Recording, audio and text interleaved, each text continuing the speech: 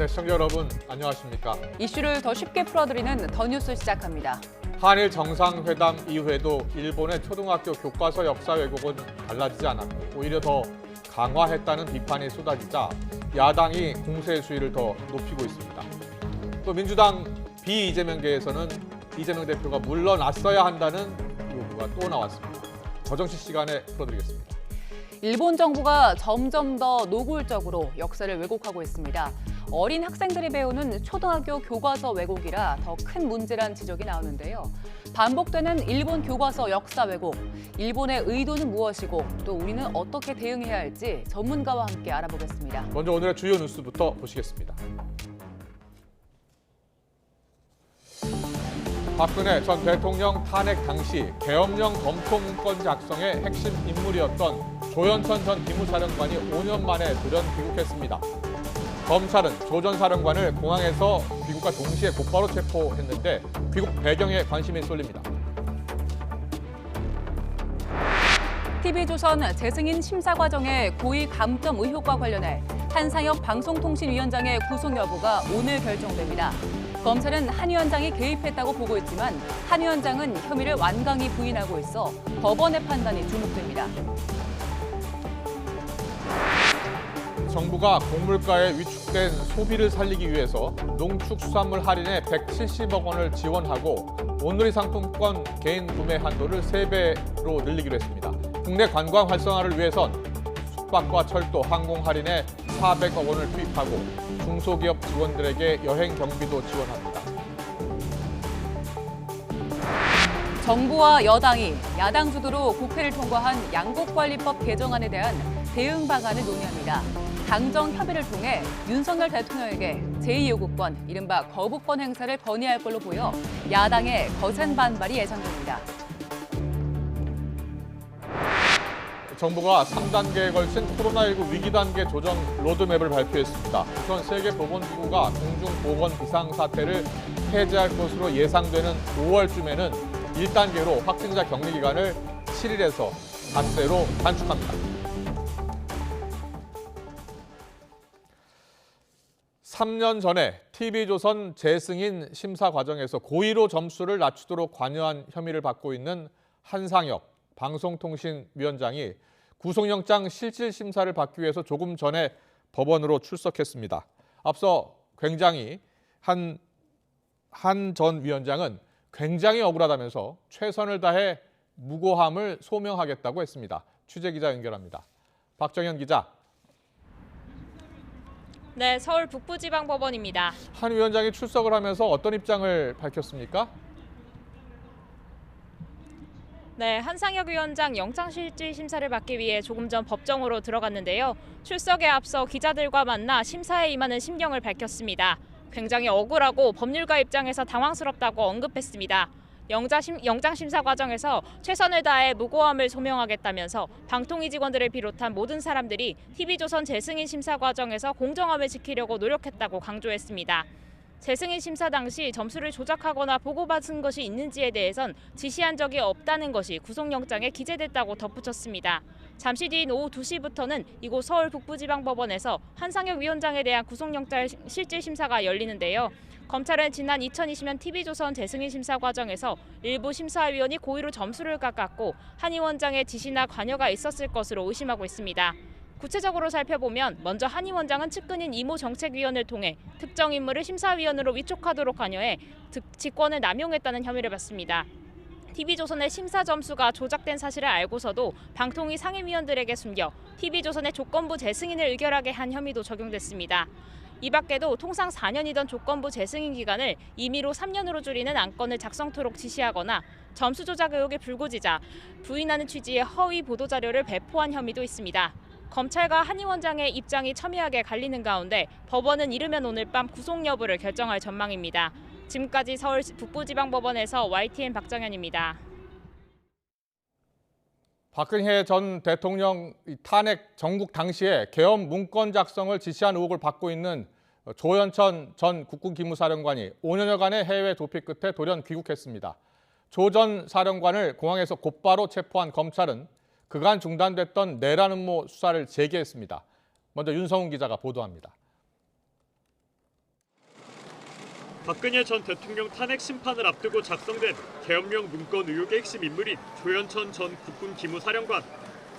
지난 2017년 12월 미국으로 나간 뒤 5년여간 도피 생활을 하다가 갑작스레 귀국했습니다. 진실을 밝히고 책임질 건 책임지겠다는 입장입니다. 계엄 문건 작성의 책임자로서 계엄 문건의 실체적 진실을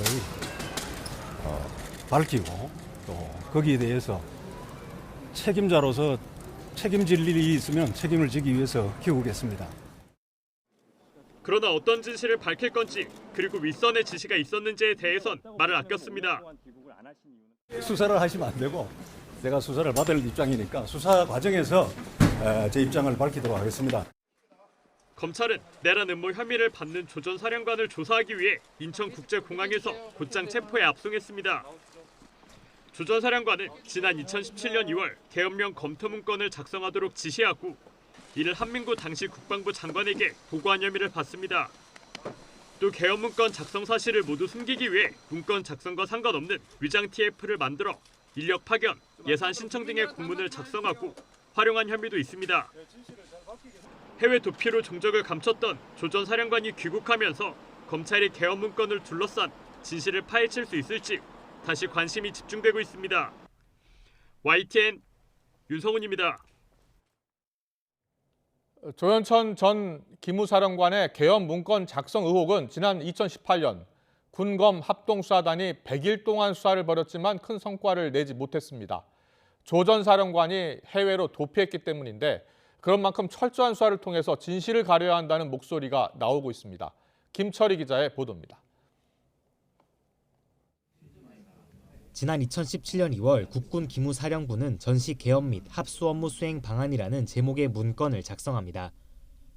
문건에는 박근혜 전 대통령의 탄핵이 기각될 경우 폭동이 일어나는 경우를 가정해 중화기의 무장 병력까지 투입하는 방안이 담겼습니다. 서울 광화문과 여의도에 탱크를 배치하고 56개 언론사의 기사를 미리 검열하는 내용까지 세부 자료에 적힌 것으로 확인돼 큰 논란이 일었습니다.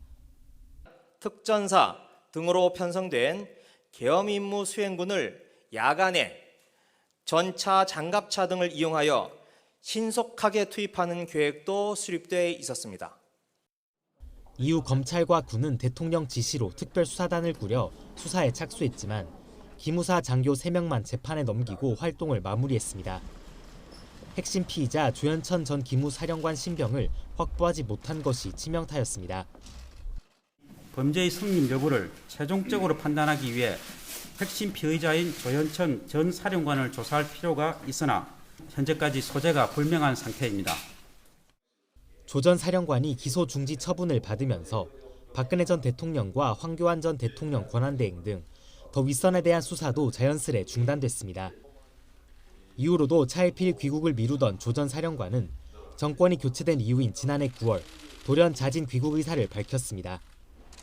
이날 국민의힘 국가안보문란 실태조사 TF는 계엄령 검토 문건을 왜곡했다며 송영무 전 국방부 장관과 이석구 전 기무사령관, 임태훈 군인권센터 소장을 검찰에 고발했습니다.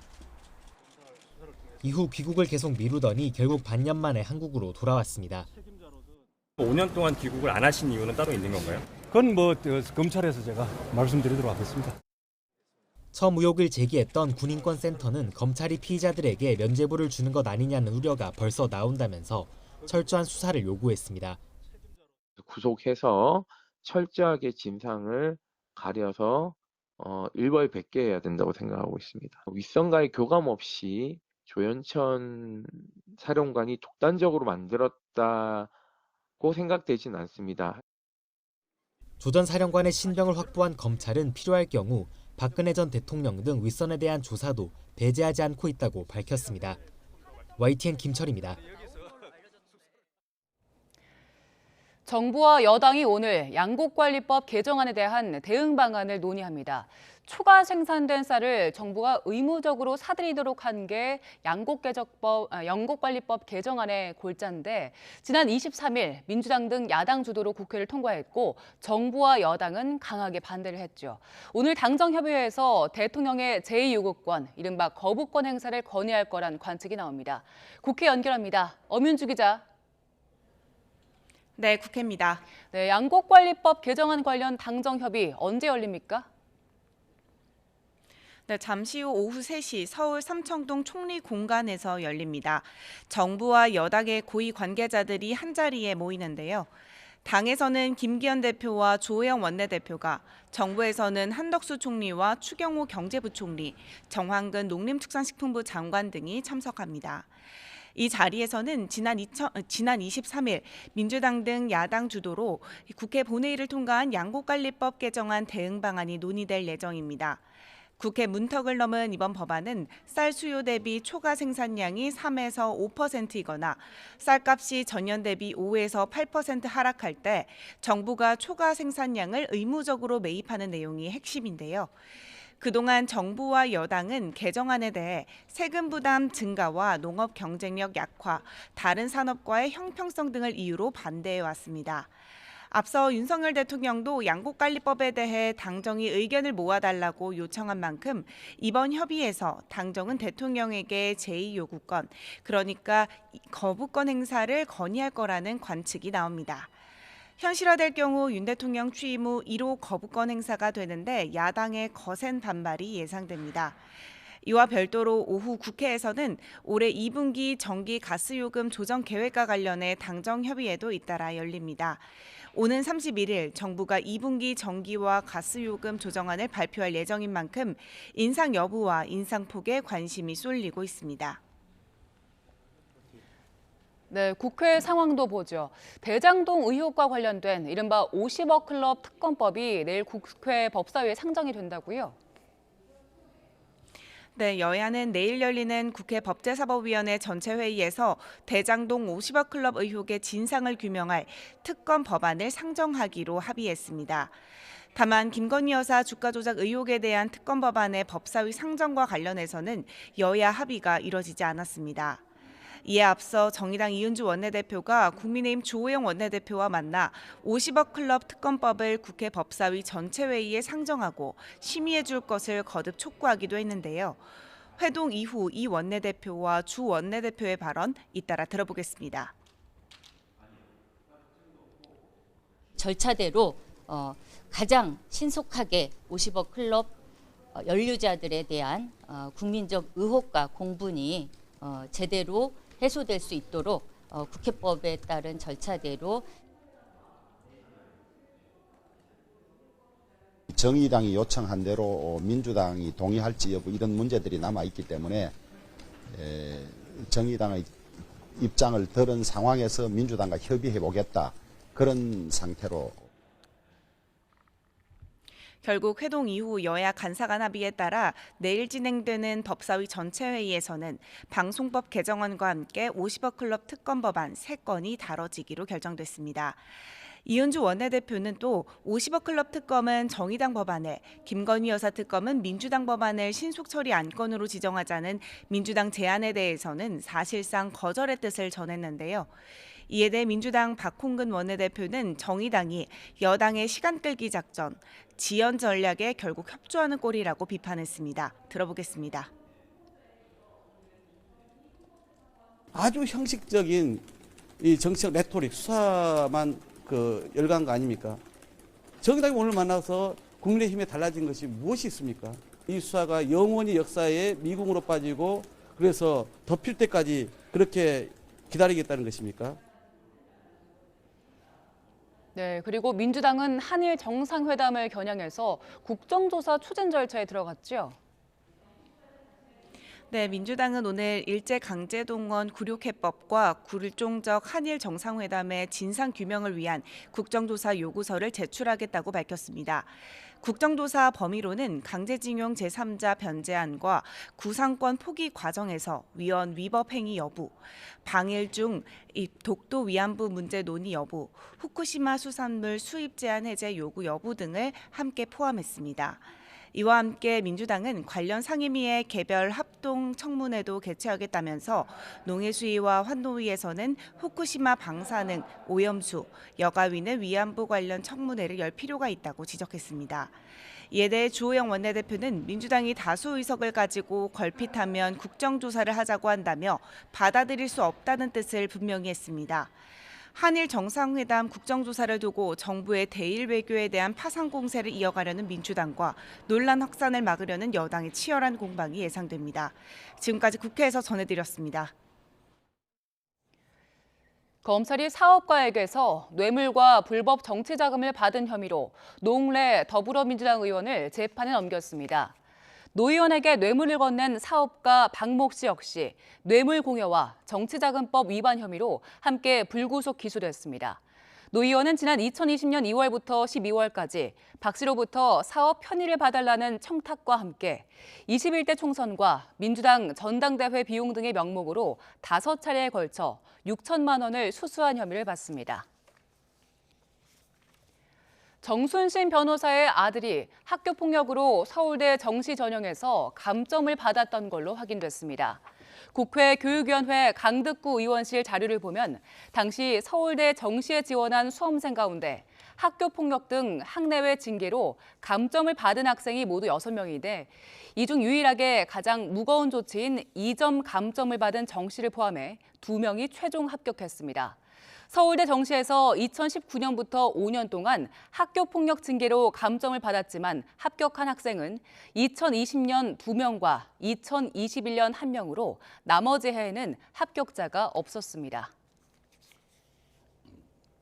한미가 5년 만에 재개된 대규모 연합 상륙 훈련인 쌍용 훈련에서 결정적 행동 단계인 공중해상 돌격 훈련을 실시했습니다. 해병대는 한미 해군과 해병대가 오늘 경북 포항 일대의 해상과 공중에서 한미동맹의 압도적인 연합 합동 전력과 연합 상륙작전 수행 능력을 과시했다고 밝혔습니다. 결정적 행동 단계는 상륙작전의 핵심 국면으로 김승겸 합참의장 주관으로 진행됐고 풀 라카메라 한미연합사령관, 이종호 해군참모총장, 안병석 한미연합부사령관, 김계환 해병대 사령관 등이 참관했습니다. 북한이 한미 연합연습에 강하게 반발하며 원수들을 절대로 용서하지 않고 무자비하게 징벌하리라고 위협했습니다. 노동신문은 세기와 세대를 이어 다져온 북한의 절대적 힘을 철천지 원수들에게 똑똑히 보여주자는 목소리들이 끊임없이 울려나오고 있다며 주장하면서 이같이 보도했습니다. 그러면서 미국이 무력을 끌고 오면 끌고 올수록 자신들의 전략 전술적 공세와 힘은 그만큼 더 강해질 거라고 선동했습니다.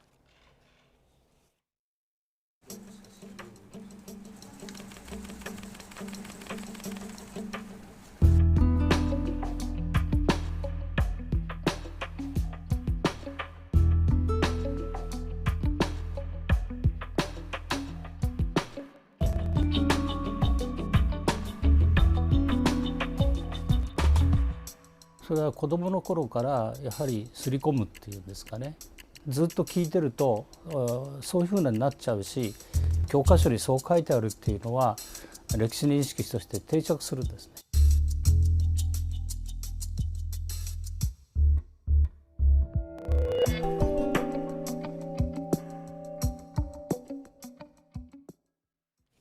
네, 일본 초등학생들이 내년부터 사용할 교과서에 이번에도 독도와 강제 동원, 징병까지 역사 왜곡을 한층 더 강화한 일본 정부의 검증 결과가 어제 발표가 됐습니다. 네, 외교부는 주한 일본 대사 대리를 불러서 일본 정부가 또다시 역사 왜곡 교과서 검증을 통과시킨 데에 강력하게 항의를 했습니다.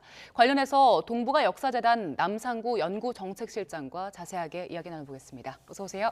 안녕하십니까. 안녕하십니까. 네, 일본 정부의 검증 결과 발표 내용 다 보셨을 텐데요. 예.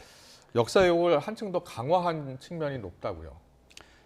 이번에 검증을 통과한 교과서는 2017년에 바뀐 교육과정과 해설을 반영한 것입니다. 그래서 처음 이것을 반영한 교과서는 2019년에 나왔고요. 이번에 두 번째 나온 건데 저희가 살펴보니까 대체적으로는 대동소이하지만 독도하고 우리 역사 관련 기술은 나빠진 부분들이 있습니다. 다만 일부 개선된 부분도 있었습니다. 개선된 부분도 있었습니까? 예, 예를 들면은 2010년 간라오토 총리 담화에도 나오는데 조선인의 저항을 억누르고 한국을 강제로 병합했다라고 하는 부분이 있는데 이번 교과서에도 한국을 병합하기 이전에 조선인들이 거센 저항을 했다라고 기술된 부분이 있었습니다. 네. 알겠습니다. 지금 가장 문제로 보시는 부분이 독도 그리고 예, 맞습니다. 강제 징병 관련 표현이잖아요. 예, 맞습니다. 네, 그래서 하나씩 좀 짚어볼 텐데 먼저 독도의 경우는 기술이 어떻게 바뀌었습니까? 그 독도 기술은 2017년에 개정된 교육 과정하고 해설을 반영하거든요. 네. 그런데 그 해설에 뭐라고 나왔냐면 5학년 사회에서 독도는 일본 고유의 영토인데 한국이 불법 점거하고 있다. 일본은 계속해서 항의하고 있다라고 가르치라고 나왔습니다. 그러니까 이제 당연히 이렇게 쓰지 않으면 교과서 검정해서 합격을 할 수 없거든요. 그래서 2019년에 이미 5학년 사회교과서에는 이러한 내용이 들어갔고 6학년에는 역사 부분에 나오는데 일본의 영토인데 한국이 불법 점거하고 있다라고 쓴 교과서들이 있었습니다. 근데 이번에 보니까 일본 영토라고 썼던 것을 고유의 영토라고 바꾼 교과서, 한국이 불법 점거하고 있었다고 하는 부분 앞에 70년 전부터 불법 점거하고 있다. 추가적으로 기술한 교과서가 있었습니다. 그거는 불법성을 더 강조한 건가요? 그렇죠. 그래서 예전에 일본의 고유 영토인데 한국이 점거하게 된 거는 70년 전부터라는 거죠. 역사를 왜곡한 내용이잖아요. 예, 맞습니다. 일본의 역사학자들도 좀 알고 있지 않습니까? 그 일본 역사학자들도 식민 지배나 침략 전쟁에 대해서는 목소리를 높이는 학자들이 많습니다. 그런데 영토 문제에 대해서는 그 일본의 목소리에 대해서 비판하는 학자들의 숫자는 상당히 적은 것 같습니다. 그리고 기술 말고도 시각적으로도 독도를 본인들의 그 자신의 영토라고 좀 강조를 했더라고요. 예, 맞습니다. 예, 어떤 식으로 표현했나요? 그러니까 지도를 그리면서 독도와 울릉도 사이에 국경선에 그렇지 않습니까? 그래서 작은 지도들이 있습니다. 예를 들면 독도보다 큰 섬들도 있지 않습니까? 그런데 그 섬들은 안 나오는데 지금 이제 문제가 되고 있는 사도광산, 예를 들면 사도섬이 큰 섬인데 그 섬은 지도에 안 나오는데 독도 작은 섬을 그려서 국경선을 표시하는 경우도 있고 섬은 그리지 않았으나 그 위치에 국경선을 표시해서 독도가 일본 영토로 가르치는 지도들이 늘어난 것 같습니다. 그렇군요. 네. 조선은 징병과 관련해서도 강제성을 희석하거나 약화하는 그러한 표현을 했다고요? 예, 그 강제동원은 우리가 크게 세 가지를 이야기합니다. 그 노무동원, 군인동원, 위안부 이렇게 얘기하는데 위안부는 초등학생들의 그 발달 성장 정도라고 얘기를 합니까? 그래서 초등학교 교과서에는 이전부터 위안부는 안 실렸었습니다. 그런데 이제 노무동원하고 군인동원은 실렸었는데 노무동원 같은 경우 출판사마다 차이는 있으나 한국인, 중국인 등을 강제적으로 동원하여 공장이나 광산 등 가혹한 조건에서 노동을 시켰다라고 기술을 했습니다. 이거는 뭐 저희 입장에서 봤을 때는 일본 정부도 이렇게 인정했으면 좋겠다. 초등학교 정도는 인정했으면 좋겠다라고 생각할 수 있는 기술입니다. 그런데 그 군인 동원에 대해서 지금까지는 징병을 통해서 조선인을 동원했다라는 기술이 있었는데 이번에는 징병이 빠진 겁니다. 징병이 빠진 기술도 있었고 조선인을 동원했다. 그 후에 징병제가 실시됐다. 그래서 징병제하고 지원병제를 나누어서 기술을 했습니다.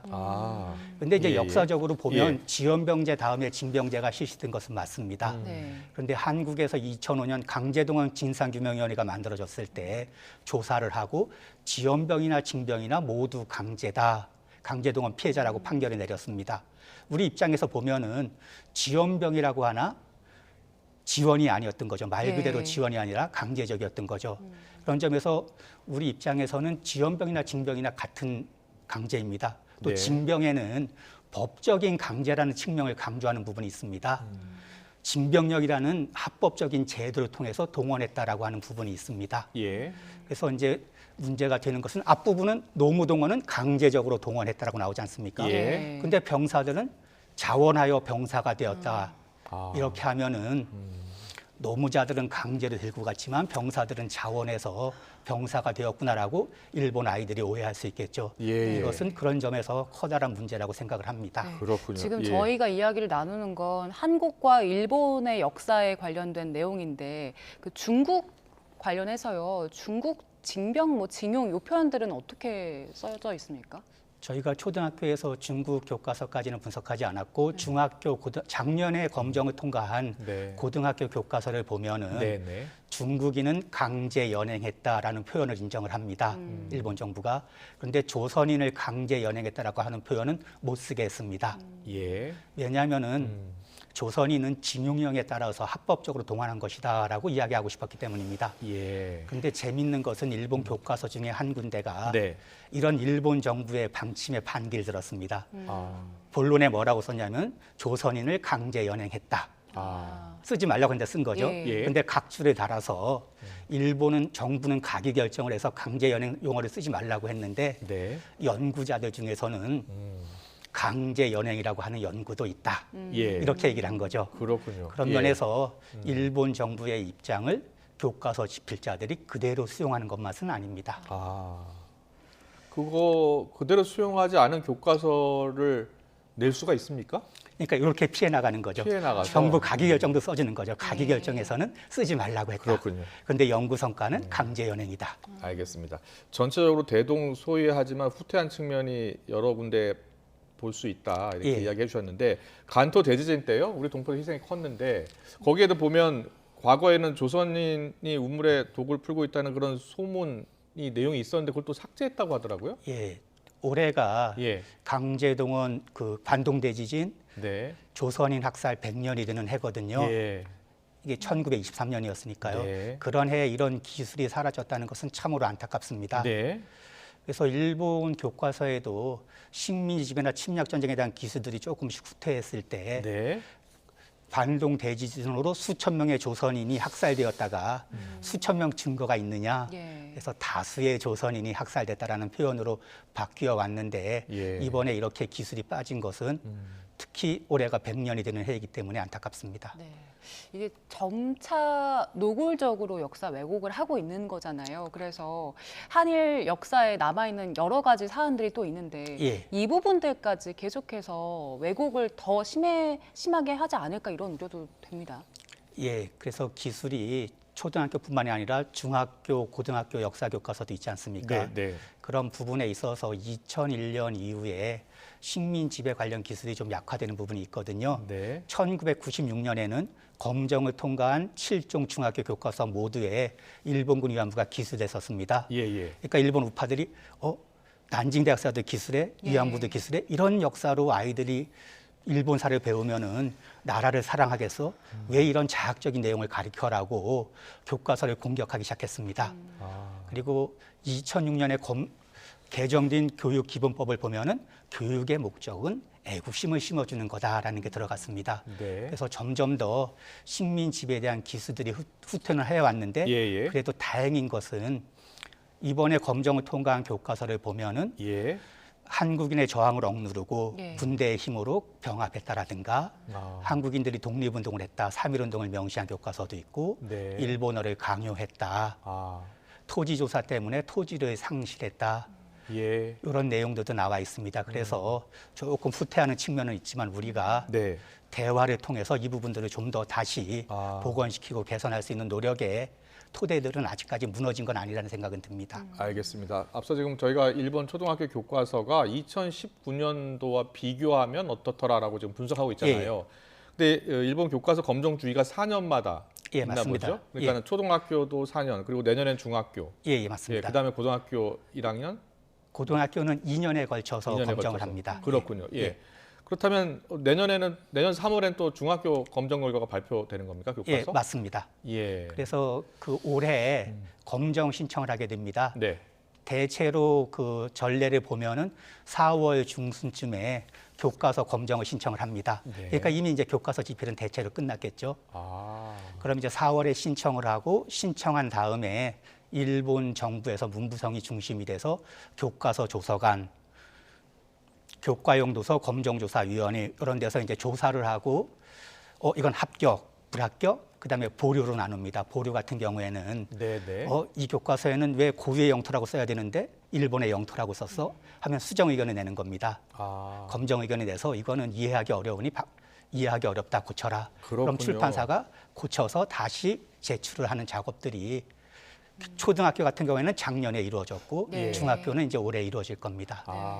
설명해 주신 것처럼 4년에 한 번씩 교과서 검정을 하는 건데 이 검정을 해주는 기관이 문부과학성이 거죠? 주관 기관인 겁니다. 예. 그러면 거기서는 이런 검정 기준을 어떻게 만듭니까? 교과용도서 검정 기준이라는 게 있습니다. 그래서 검정 기준이 만들어지고 지금 말씀드렸던 교육과정이 또 그중에 가장 중요한 기준이고요. 예. 교육과정 해설, 그리고 교과용도서 검정 기준이 있어서 거기에 따라서 검정을 합니다. 네네. 그러니까 총리가 마음대로 이렇게 정권을 잡았다고 해서 바꾸기도 어렵거든요. 예. 그래서 재밌는 것이 2014년 아베 총리가 영토 교육을 강화하고 싶으니까 네. 어떤 꼼수를 부렸냐면은 교육과정하고 해설은 10년 후 주기로 바꾸는데 2014년에 영토 관련 부분만 해설을 바꿔버린 겁니다. 그래서 2014년에 중학교, 고등학교 해설을 바꿔서 예. 독도는 일본 고유의 영토인데 한국이 불법 점거하고 있다. 이렇게 쓰도록 했었던 거죠. 예. 좀 문제가 있는 조치 아니었습니까? 네, 학계나 문제가 있었죠. 그 정부 그리고 또 시민단체에서 반발이 있었을 것 같은데. 맞습니다. 학계에서도 비판을 하고 정부도 강하게 비판을 했었죠. 앞으로 어떻게 해야 되겠습니까? 이거 내년에는 또 중학교 교과서 분명히 역사 왜곡된 내용이 담길 거 아닙니까? 예, 확실한 거는 뭐 이 자리에서도 단언할 수 있는 거는 중학교 역사 교과서에도 독도는 일본 고유의 영토인데 한국이 불법 점거하고 있고 일본은 항의하고 있다. 이런 내용이 아마 국민 지리 교과서에 들어가게 될 겁니다. 아마 고등학교도 후년에도 그렇고요. 그러면 어떻게 우리 정부가 대응을 해야 되겠습니까? 그래서 저는 이 문제는 이렇게 보면 3월마다 찾아오는 한일 관계의 악재라고 보는 시각이 있지 않습니까? 네. 3월마다 찾아오는 악재라는 시각에서는 단기적인 대응만이 가능하다고 봅니다. 그렇게 볼 것이 아니라 교과서라는 건 뭡니까? 아이들이 상대방을 이해하기 위한 상대방의 역사를 이야기하기 위한 가장 기본적인 자료인 겁니다. 그럼 아이들이 이런 교과서를 배웠을 때 정말 건전한 관계, 협력적인 미래 관계를 만들어갈 수 있을까? 우리는 이게 3월에 찾아오는 악재가 아니라 미래 세대가 협력적인 관계를 만들어갈 수 있는 토대를 만드는 거다. 디딤돌을 만드는 거다라는 관점에서 적극적으로 대응을 모색해야 될 거라는 생각이 듭니다. 그러면 일단 이번 검정에 대해서는 외교부에서 주한일본대사 초청해서 일단 뭐 경고를 비판을 했다고는 하는데 앞으로 우리가 대응할 수 있는 구체적인 방안이 뭐가 있겠습니까? 그러니까 독도 문제 관련해서는 뭐 당연한 조치라고 생각을 합니다. 대사가 없었기 때문에 대사 대리 조치했는데 정부가 일본이 교과서에 그렇게 싫으면 당연히 우리의 입장을 강하게 이야기해야겠죠. 항의하는 건 당연한 조치이고 그런데 우리가 생각해 보면은 일본 교과서에 독도가 일본 영토라고 실렸을 때 무엇이 문제일까? 독도에 있는 경찰이 철수해야 되는가? 우리가 내일부터 독도를 못 가는가? 독도는 역사적, 국제법적, 지리적으로 대한민국의 영토입니다. 분쟁은 없습니다. 그리고 우리가 영토 주권을 행사하고 있습니다. 그러면 당당하게 영토 주권을 행사하고 일본에는 항의하고 아이들에게 내실 있게 독도에 대해서 가르치는 것이 중요하다고 생각을 합니다. 한일 정상회담 한일 관계 개선, 미래를 위한 결단 이야기가 나오고 있는데 역사를 서로 다르게 이해한다면 어떻게 미래가 있겠습니까? 맞습니다. 그래서 역사 인식을 같이 만들어가는 작업이 중요한데 2001년 새로운 역사 교과서를 만드는 모임에서 침략 전쟁과 식민 지배를 위하는 교과서를 냈을 때 한일 양국 정부가 해법으로 내세웠던 것이 한일 역사 공동 연구였습니다. 그래서 2차례에 거쳐서 한일 역사 공동 연구가 있었는데 3기가 진행되지 못했습니다. 그런데 이제 문제는 우리가 역사 공동 연구를 만든다고 해서 갑자기 모든 문제가 해결되는 건 아니지 않습니까? 너무 단기적인 시각에서 결과를 요구했다는 측면도 있다고 봅니다. 그래서 좀 더 장기적인 측면에서 안정적으로 한일 양국의 학자들이 지금 문제가 되고 있는 부분에 대해서는 논의를 할 수 있는 장을 만들어주고 또 교과서 집필자는 서로 교류를 하게 되면 상대방 교과서는 이런 걸 배우네, 이렇게 쓰네. 서로가 알게 되고 교과서가 개선이 됩니다. 집필자도 교류하고 교사가 교류하고 그 성과를 교과서에 담아낸다고 하면은 양국의 아이들이 보다 상대방을 제대로 올바르게 이해할 수 있는 역사인식을 갖게 되지 않을까 싶습니다. 알겠습니다. 네, 이번 초등학교 교과서 검정 결과에 대해서 자세히 짚어봤고요. 어떻게 이 문제를 극복해 나가야 될지 그 방안까지 들어봤습니다. 동북아 역사재단 남상구 연구정책실장과 함께했습니다. 잘 들었습니다. 감사합니다.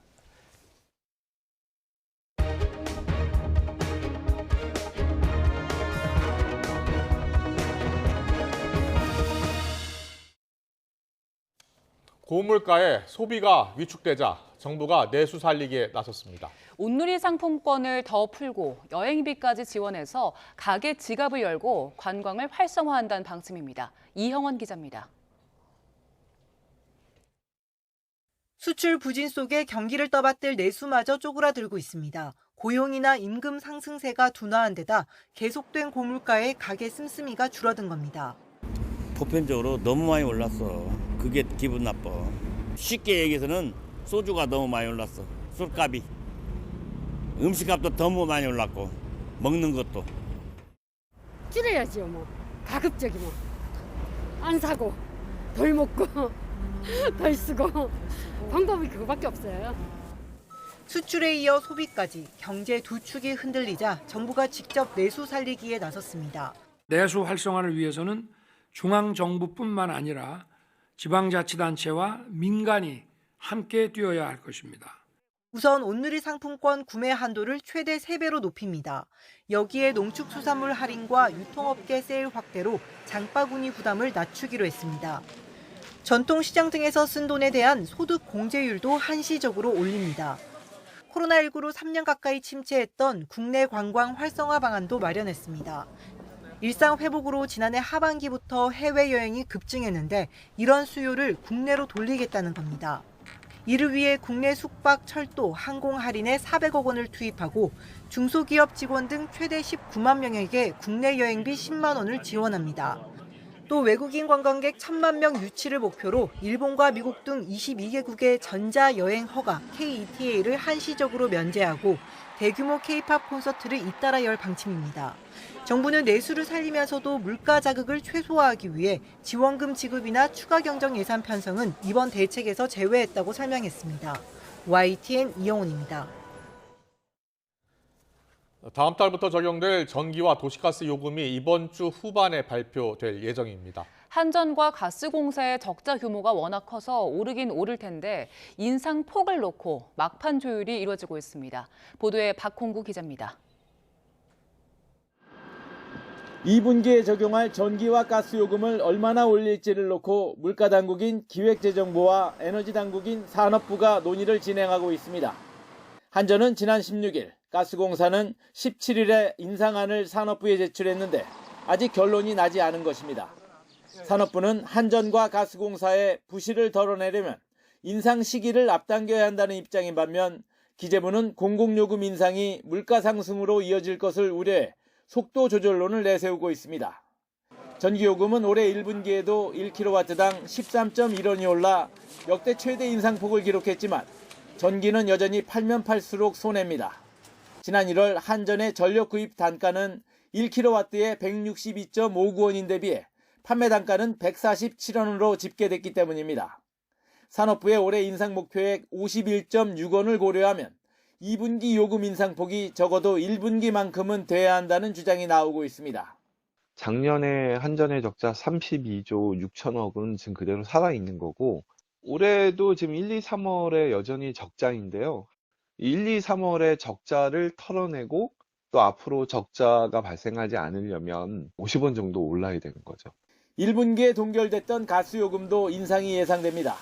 날씨가 따뜻해지며 난방 수요가 줄어 가격을 올리더라도 요금 부담이 크지 않을 수 있기 때문입니다. 하지만 올겨울 난방비 폭탄의 충격이 너무 컸던 탓에 기재부는 에너지 요금 동시 인상의 부작용을 걱정하고 있습니다. 전문가 대부분은 전기와 가스 사용량이 1년 중 가장 적은 4월을 요금 인상의 적기로 보고 있습니다. 에어컨 사용량이 많은 3분기와 국제 에너지 가격이 오르는 4분기, 여기에다 내년 총선까지 앞두고 있어 이번 2분기를 놓치면 요금 인상은 더 어려워질 가능성이 큽니다. YTN 박홍구입니다. 정부가 코로나19 일상 회복을 위한 3단계 로드맵을 발표했습니다. 5월쯤 세계보건기구가 비상사태를 해제하면 우리도 위기경보 단계를 하향 조정하고 확진자 격리 의무도 5일로 단축하기로 했습니다. 취재기자 연결합니다. 김연아 기자. 네, 사회 2부입니다. 네, 일상 회복 로드맵 자세히 정리해 주시죠. 네, 방역당국은 3단계로 나눈 코로나19 감염병 위기 단계 조정 계획을 제시했습니다. 먼저 1단계는 세계보건기구의 공중보건 비상사태 해제 시점에 맞춰 시작하는데 5월 초가 될 것으로 보입니다. 1단계에 들어서면 코로나19 유행 시작 이후 처음으로 감염병 재난 위기경보 단계를 심각에서 경계로 낮춥니다. 이에 따라 확진자 격리 의무 기간도 7일에서 5일로 단축하고 임시선별 검사소 운영이 중단되며 입국 후 3일차 PCR 검사 권고도 사라집니다. 국무총리가 본부장을 맡은 중대본은 보건복지부 중심의 중앙사고수습본부 체계로 바뀌고 확진자 통계도 매일 발표하는 대신 주 단위로 발표합니다. 일상회복 2단계는 대략 7월경이 될 것으로 보이는데요. 감염병 등급을 2급에서 4급으로 조정하고 확진자 감시 체계가 표본 감시로 바뀌며 백신과 치료제는 무료로 유지되지만 검사비와 치료비는 점진적으로 조정이 시작됩니다. 또 격리 의무와 마스크 착용 의무가 모두 권고로 전환됩니다. 마지막인 3단계는 인플루엔자처럼 상시적 관리가 가능해지는 시점으로 내년 이후가 될 것으로 예상했습니다. 일상회복 기대감이 높아지는 가운데 오늘 신규 확진자는 13,134명으로 전주 대비 소폭 증가했습니다. 위중증 환자는 150명으로 38일째 100명대를 나타냈고 사망자는 14명입니다. 지금까지 사회 2부에서 YTN 김연아입니다. 코로나19 유행 이후에 입원 환자 보호자가 병원에 들어가려면 매번 PCR 검사 음성 결과서를 제출해야 해서 검사비 부담이 크다 보니 정부가 건강보험을 적용해 주기로 했는데요. 네, 그러나 보험이 적용되는 게 최대 10명 검체를 한 번에 모아 검사하는 풀링 검사뿐이고 병원에는 이를 도입할 의무가 없어서 여전히 큰 돈을 들여서 개별 PCR 검사를 받고 있습니다. 김태원 기자입니다. 19살 A군은 몸에 필요한 효소가 부족한 희귀난치병, 뮤코다당증 환자입니다. 폐렴 증상이 수시로 나타나 그때마다 입원 치료를 받아야 하는데 코로나19 유행 이후 부모에겐 새로운 부담이 생겼습니다. 환자 보호자나 간병인은 병원에 들어가려면 72시간 안에 이뤄진 PCR 음성 확인서를 제출해야 합니다. A군 부모는 맞벌이 부부라 거의 매일 교대해야 해서 PCR 검사 비용도 날마다 나가는 셈입니다. 최근 들어와서 6개월 동안 병원비가 예를 들어 한 2천만 원 가량 되지 않을까 싶습니다. 그런 비용도 부담스러운데 간병하는 사람들에 대한 PCR 검사를 또 시행하라고 해서 지난해 2월 정부는 입원 환자 보호자의 PCR 검사비를 줄이겠다고 발표했습니다. 방역적 우선순위가 높은 보호자와 간병인의 경우 주 1회에 건강보험을 적용해 비용 부담을 낮추겠습니다. 본인 부담은 4천 원 정도 20%입니다. 그러나 여러 검체를 섞어 검사한 뒤 양성이 나올 경우 각 검체를 따로 검사하는 풀링 검사에만 건강보험이 적용된다는 건 크게 부각되지 않았습니다. 게다가 풀링 검사 방식을 선택할지 말지는 전적으로 병원 재량입니다. 따라서 A군이 입원한 병원처럼 개별 검사 방식을 도입한 곳에서는 여전히 10만 원 가까이 내야 검사를 받을 수 있는 겁니다. 병원에 이제 문의를 해보니까 자기들은 풀링 검사 자체를 아예 안 하고 있다. 자율에 맡겼기 때문에 그거는 그쪽에서 안 한다 그러면 방법이 없다. 이에 대해 보건복지부는 병원이 풀링 검사를 진행하려면 검사 정확도를 관리한 전문 인력도 별도로 둬야 하기 때문에 검사 방식을 강제하기는 어렵다고 설명했습니다. 그런데 YTN 취재 결과 복지부는 어떤 병원이 풀링 검사를 채택했는지, 그래서 PCR 검사비 건강보험 적용 대상이 얼마나 되는지도 파악하지 못하고 있었습니다. 환자를 돌보며 검사비 부담까지 추가로 짊어지는 것을 최대한 덜어주겠다는 정책 취지가 무색해지는 이유입니다. 이런 가운데 전문가들은 코로나19 확산세가 주춤한 상황을 고려해 장기적으로는 병원 내 PCR 검사 의무를 없앨 필요도 있다고 지적합니다. 환자도 보호자도 간병인도 병원에 진입하는 과정에서 증상이 없는 경우를 검사를 하지 않아도 되는 상황으로 빨리 이어지는 게 가장 좋거든요. 질병관리청이 발표한 코로나19 위기 단계 조정 로드맵에선 보호자의 PCR 검사 의무를 2단계부터 해제하기로 했지만 구체적인 시행 시기는 밝히지 않았습니다. YTN 김태원입니다. 마약 투약 혐의로 경찰에 체포돼 조사를 받고 있는 고 전두환 씨의 손자 전우원 씨가 오늘 석방됩니다. 전 씨는 어제 새벽 6시쯤 인천국제공항에 입국하자마자 체포됐습니다. 앞서 전 씨는 SNS를 통해 광주를 찾아 5.18 광주 민주화운동 유가족에게 사과하고 싶다는 뜻을 밝혔지만 경찰에 압송되면서 방문이 불발됐습니다. 하지만 수사를 받고 나와서 5.18 유가족에게 사과하겠다고 말했던 만큼 석방 이후 광주를 방문할 거란 관측이 나옵니다. SNS로 중학생을 꼬드겨 성관계를 맺거나 음란 행위를 요구한 남성들이 경찰에 붙잡혔습니다. 눈에 띄지 않는 동선을 미리 준비하고 남의 차량을 이용하는 등 경찰의 추적을 따돌리기 위해 갖은 수를 동원한 걸로 조사됐습니다. 이준엽 기자의 보도입니다. 지난해 4월 30대 남성 A씨는 SNS에서 만난 중학교 2학년생 B양을 꼬드겨 서울 서대문구에 있는 모텔로 데려갔습니다. A씨는 성관계를 하기 위한 미끼로 돈을 보여주고선 결국 주지도 않고 도망쳤는데 수사를 피하려 2중 3중으로 철저히 준비한 정황도 확인됐습니다. 숙박과 주차 비용은 모두 현금으로 냈고 아르바이트하던 가게의 배달용 차량을 타고 와 모텔에서 100m 이상 떨어진 곳에 댔습니다. 교복 차림 중학생과 함께 있는 모습이 드러나지 않도록 동선도 관리했습니다. 자신은 모텔 현관으로 들어가고 B양은 다른 사람 눈에 잘 띄지 않는 비상계단을 통해 객실로 직접 올라가게 한 겁니다. 신분증 검사 같은 것은 한다고 하더라도 내가 피곤해 있으면 몰래 들어갈 수가 없지 않아 있어요. 같은 해 5월 B양의 진정을 접수한 경찰은 일대 CCTV를 하나하나 확인하는 등 10개월을 쫓은 끝에 A씨를 붙잡았습니다. 아울러 미성년자인 B양과 성관계를 맺거나 음란 행위를 요구한 다른 남성 3명도 적발해 검거했습니다. 모두 성관계 상대방과 접촉할 때 사용하는 익명 SNS 계정을 두고 범행 직후 계정을 탈퇴하거나 비활성화해서 경찰 추적을 따돌리려 한 것으로 드러났습니다. 또 이들 가운데 한 명은 SNS로 만난 상대방에게 음란 행위를 요구한 횟수가 10차례 이상인 것으로 조사되기도 했습니다. 경찰은 A씨와 30대 남성은 구속하고 나머지 2명은 불구속 입건해 조만간 검찰에 넘길 예정입니다. YTN 이준엽입니다. 인천국제공항에서 입국이 불허돼 강제 송환을 앞두고 달아난 외국인 2명 가운데 앞서 붙잡힌 1명 외에 나머지 1명도 추가로 붙잡혔습니다. 서울 출입국과 외국인청은 오늘 새벽 3시 40분쯤 카자흐스탄 국적 18살 남성 A씨를 붙잡아 긴급 보호 조치했다고 밝혔습니다.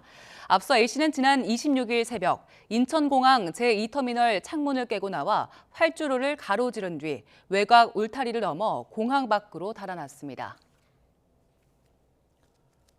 오늘 새벽 3시 반쯤 서울 신길동에 있는 금은방에서 금부치 150돈이 사라졌다는 신고가 들어와 경찰이 용의자를 쫓고 있습니다. 경찰은 한 남성이 헬멧을 쓰고 금은방의 유리문을 깨고 침입해 목걸이와 팔찌 등 시가 4,600만 원 상당의 금부치를 훔쳐 달아난 것으로 파악했습니다.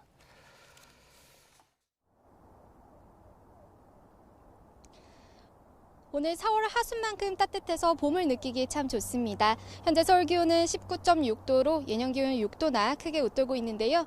기온이 크게 오르고 대기 확산이 원활해지면서 서울의 초미세먼지 농도도 1시간 전보다 옅어졌습니다. 다만 기온이 크게 떨어지는 내일 아침과 저녁에는 다시 공기가 탁해질 것으로 보이니까요. 각별히 유의하시기 바랍니다. 기온이 크게 오르면서 전국 대부분 지역의 초미세먼지 농도 보통 수준을 회복했습니다. 다만 내일도 대기 정체로 인해 아침 출근길에는 다시 농도가 나쁨 수준까지 높아질 가능성이 있습니다. 내일 아침에는 오늘보다 공기가 더 부드러워지겠습니다. 서울 7도, 대전 5도, 광주와 대구 8도에서 출발하겠습니다. 내일 낮 동안에는 20도를 웃도는 곳이 많겠습니다. 서울 21도, 강릉 25도, 광주와 대구 24도까지 올라 오늘보다 조금 더 높겠습니다. 당분간 맑고 건조한 날씨가 이어지면서 기온은 오름세를 보이겠습니다. 주말과 휴일에는 서울 낮 기온이 24도까지 올라 봄나들이 즐기기 좋겠지만 일교차가 크게 벌어질 전망입니다. 뚜렷한 비 소식이 없어서 대기는 점점 더 메말라 가고 있습니다. 강원과 경북 곳곳으로 건조특보가 확대했으니까요. 산불 등 대형화재가 발생하지 않도록 불씨관리 철저히 해주시기 바랍니다. 지금까지 YTN 원희다입니다. 한일 정상회담 이후에도 일본의 초등학교 교과서 역사 왜곡은 달라지지 않고 더 강화했다는 비판이 쏟아지자 야당이 공세 수위를 더 높이고 있습니다. 민주당 비명계에서는 이 대표가 물러났어야 한다는 요구가 또 나왔습니다. 잠시 뒤 더 정치 시간에 풀어드리겠습니다.